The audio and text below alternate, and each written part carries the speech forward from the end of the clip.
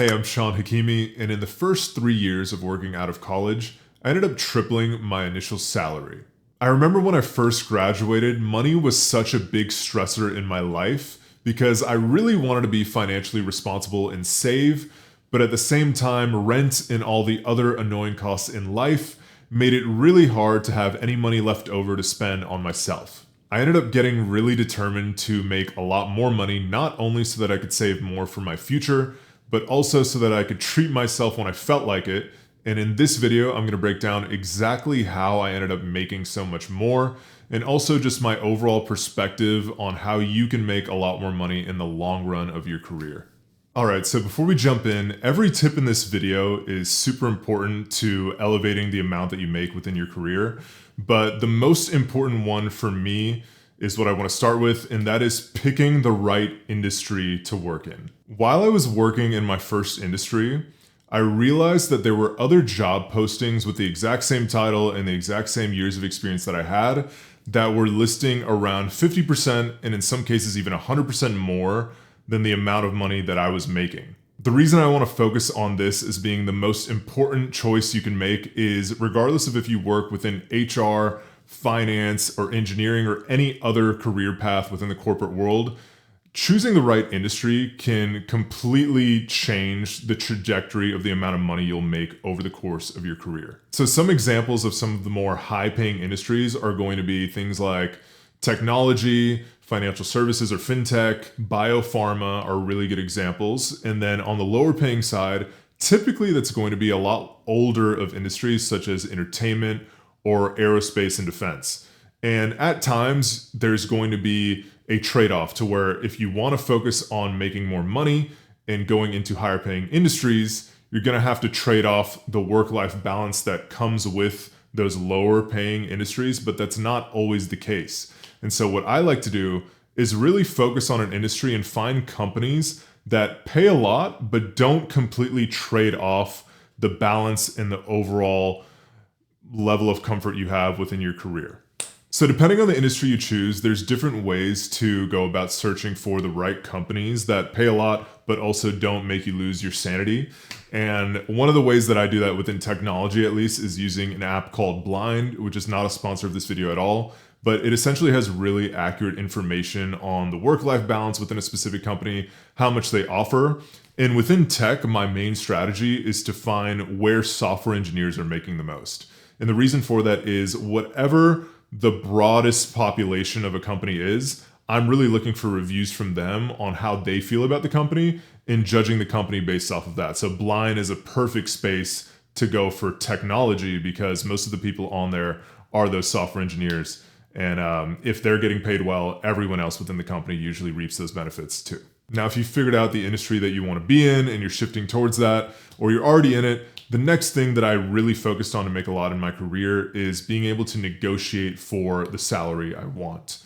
And when I talk about negotiating for salaries, this doesn't just mean when you're getting a new job, but I'm also referring to once you're in a job, being able to argue for what you feel you deserve in terms of a promotion if you've been there for long enough, or the amount of money that you're going to make within a raise. That all counts as negotiating your overall salary. In the first company that I worked for, I was really tired of the amount that I was making initially out of college, and so I started looking at other jobs and quickly was able to get a couple of offers for around 30% higher than what my base salary was at the time.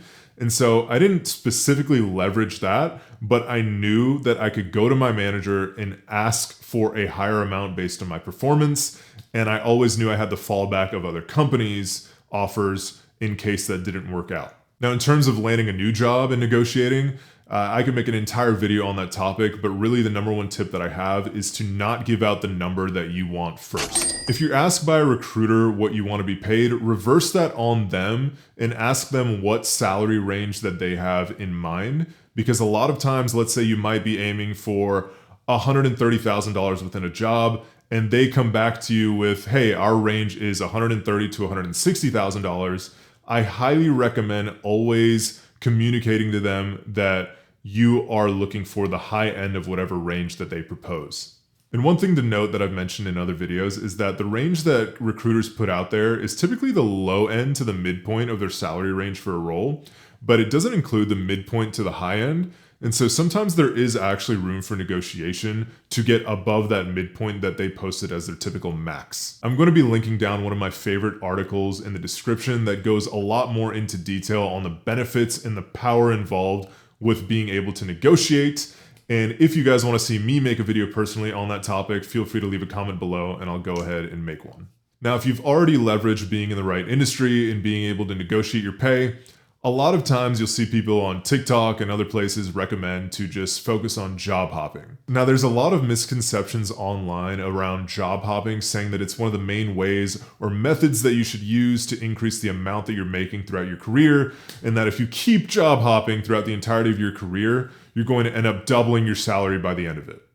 And so what creators typically don't tell you is the cons of job hopping. And really what I mean by that is you can job hop, especially if you need to go from one industry to another, but overall, over the course of your career, it should be used fairly sparingly. The reason is if you're someone with 10 years of experience and on your resume you've jumped from job to job every 2 years, even if the recruiting team says that they're unbiased, typically they're gonna have some kind of hesitation around your commitment to staying within their company. Job hopping every 2 years is great, but at a certain point, it's going to cause you to plateau if you keep moving laterally across the same level every time you hop. What I've done and what you should do really is to strive as much as you can to get an internal promotion at your company, even one, so that you get that promotion and then laterally jump to another company with that newly promoted to title. When you do this, you're showing employers that you've at least grown within the job that you were in. And so a great example of this is, let's say Bob is within a company and he gets promoted to manager. The best situation that comes with job hopping is that your boss leaves, let's call him Steve, he goes to another company, and instead of having to wait 3 to 4 years to get promoted from manager to senior manager, within 1 year, Steve reaches out to Bob and he says, hey, I have a new spot at my company that I moved to. I remember how great you were to work with. Would you like to come to my company? And then since he likes you so much, he may give you the opportunity to jump from manager to senior manager within that new earlier company, let's picture. And you have a lot of room to now go move faster in your career, but also argue for a whole nother promotion and raise within that one job hop from the connections that you've made. Lastly, one of the things that has helped me the most and what I highly recommend to people if you want to make more throughout your career and that's your number one goal, it is to highly focus on your brand resume, especially at the start of your career. So what your brand resume is essentially the level of familiarity other people have with the companies on your resume. And so if your entire resume is built with experiences at unrecognizable names, what that does is, one, recruiters don't know the value of the experiences you had because they're not vouched for companies. And two, you're going to be reached out to by recruiters for other job opportunities a whole lot less. So I'm going to use the tech industry as an example, but essentially let's say you're in FANG, or what is now Mang. So Meta, Amazon, Apple, Netflix, and Google. If you have one of those companies within your resume, you will get reached out to at least 5 to 6 times a month for other opportunities that recruiters think you'd be a good fit for. And what this allows you to do is leverage your experience to, one, negotiate a higher salary, but also it allows you to kind of keep chill because you know you have other opportunities lined up and you never seem too desperate for any role that you're interviewing for. Now, speaking of getting paid more, if you guys are looking for a career path within finance, this is a video I made on my favorite career path within there and how much you can make within it. And if you're looking for more videos from me on all things personal finance, career, or just life in general, hit that subscribe button. And until next time, talk soon.